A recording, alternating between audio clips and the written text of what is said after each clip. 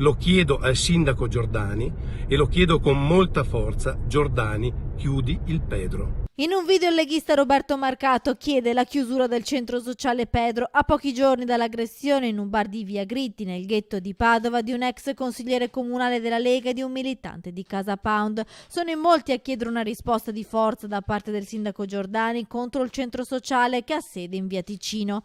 A colpire con pugni e sedie Nicolò Calore e Andrea Bortoluzzi sarebbero stati in 5 all'urlo di fascisti, fascisti. Anche il gruppo Fratelli d'Italia annuncia un esposto in procura. Marcato intanto incalza il primo cittadino: non è possibile che a Padova ci siano presidi di illegalità e non esiste che venga usata la violenza come strumento di interdizione politica. Il centro sociale Pedro si trova in una proprietà del comune di Padova.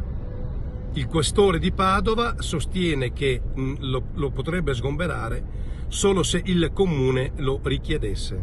Pertanto mi sembra che non ci siano altre soluzioni se non quella che il sindaco Giordani chieda lo sgombero immediato del centro sociale Pedro.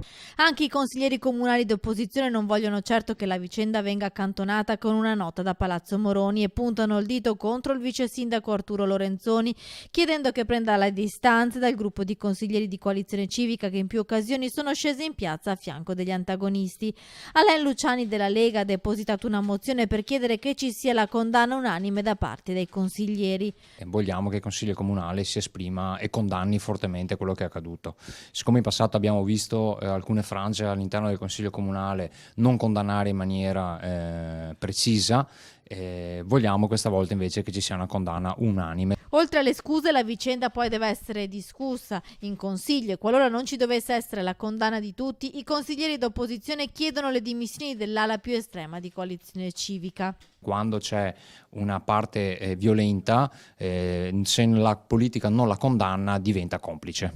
Sul fronte delle indagini la Digos ha ristretto il cerchio. Gli autori materiali dell'aggressione sarebbero state 5 persone. Intanto sabato pomeriggio ci sarà la passeggiata in ghetto annunciata dalla Lega, ma si preannuncia già una giornata di passione sul fronte dell'ordine pubblico, visto che anche il centro sociale Pedro ha detto di voler scendere in piazza.